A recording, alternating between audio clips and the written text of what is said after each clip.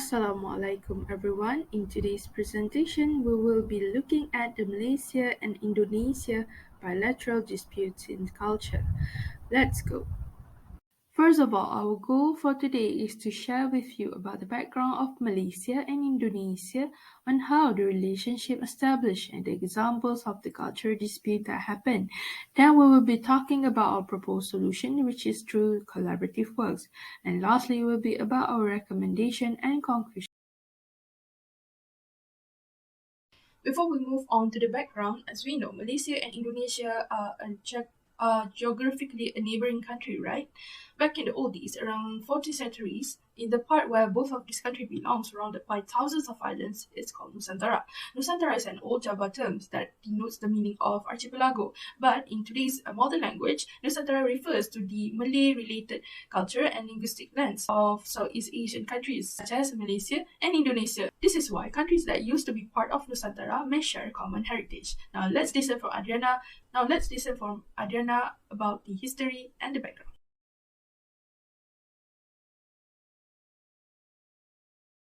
Thank you, Sister Nora, for the explanation just now. Assalamualaikum and hello. My name is Aduna Balkis, and before we move on to the topic of cultural dispute, let us look at the history between Malaysia and Indonesia. So, Malaysia and Indonesia formed diplomatic relations in 1957, but then Indonesia-Malaysia confrontation happened in 1963 until 1966, where Indonesia was against the idea of forming Federation of Malaysia since it is seen as British motive for decolonization. However, the confrontation stopped when President Suharto took over as the new president of Indonesia, and ASEAN was also formed by Malaysia, Indonesia, the Philippines, Thailand, and Singapore to develop political, economic, and peace among the members. However, conflict is unavoidable since the issue of cultural dispute occurred, such as the Riok Ponorogo dance, Angklung, or even the Rasa Sayang song, and more. For example, the Riok Ponorogo dance, where Malaysia was accused of stealing it since it featured in a video for tourism called Malaysia 3D Asia. However, in reality, the dance is in Malaysia due to the Javanese immigrants who came in and also brought the culture to Malaysia. So the best concept to describe both Malaysia and Indonesia is serumpun, since they actually share similarities in terms of culture due to being under the Majapahit Empire before, and also because of the immigrants from Indonesia who came and spread the culture in Malaysia. For this, a riot pertaining to the pandit dance happened, where Malaysia was also accused of stealing the dance since it was featured in the tourism advertisement.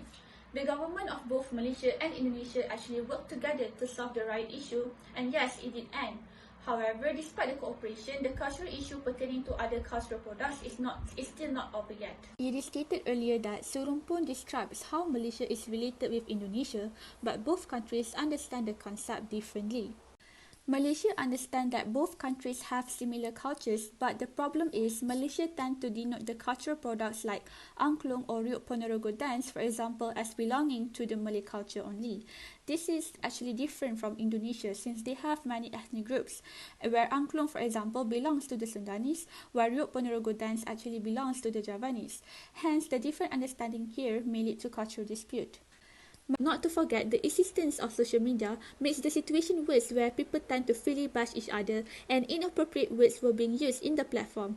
The examples here are actually the perfect representation of how people from Indonesia and Malaysia fight on social media. Besides that, Indonesian media focus too much on publishing that Malaysia claimed the cultural heritage, like the issue of Rasa Sayang song in 2007, instead of emphasizing on the similar culture between Indonesia and Malaysia, as stated by Rohanas Harun 2008. As a consequence, the Indonesian public started to believe that Malaysia is stealing the culture. Hence, it is hard to reach mutual understanding between the communities of two countries, and solutions are needed in order to tackle the cultural dispute.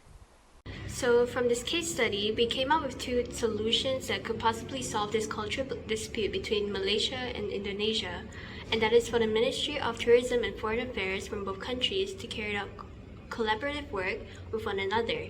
The reason why we chose this solution is because we think that through collaborative work, these government bodies from both countries will get to communicate, exchange thoughts and opinions, and observe each other's culture and understand the similarity of both of their culture and roots.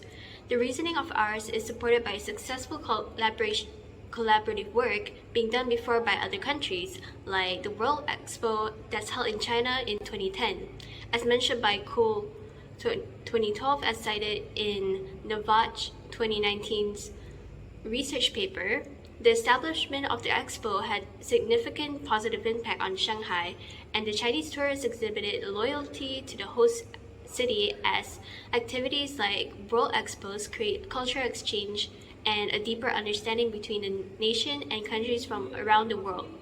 Besides this, other solutions that we would recommend is that embassies from both Malaysia and Indonesia should increase their efficiency by working together with universities in Malaysia in order to play a progressive role to strengthen the relationship between the two countries. This has been successfully done before, as limcokwin.net has stated that Lim Kok Win University hosted a student gathering program by celebrating Independence Day of Kazakhstan for Kazakhstani students from different universities in Malaysia. This program has seen to have the favor and appreciation of the Consular Kuti Kadam from the Embassy of the Republic of Kazakhstan, and also the Malaysian Kazakhstani students that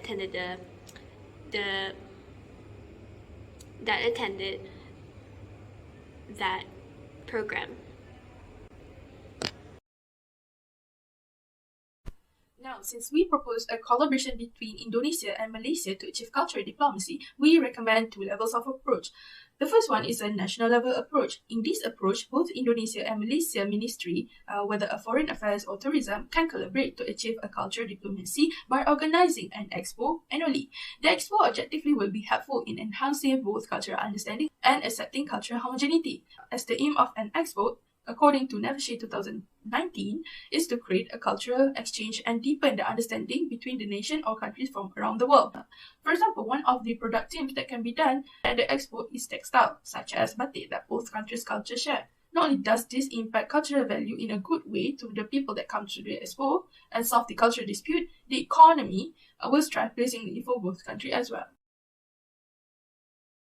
Other than that, we recommend a collaborative work at institutional level approach. At this level, both country embassies can collaborate with institutions in both countries to host a student gathering program.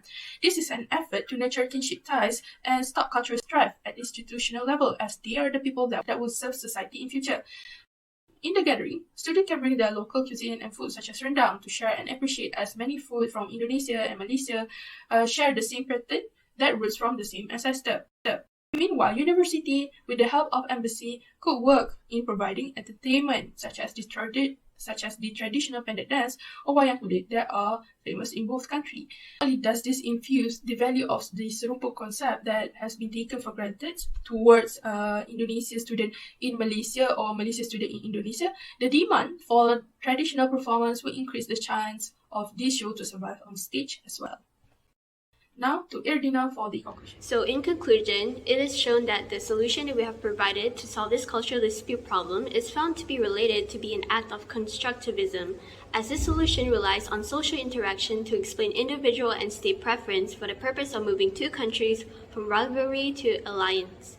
Constructivism approaches has found to have advantages as it is a peaceful way to reconcile connections between two countries that do not have a good relationship with each other.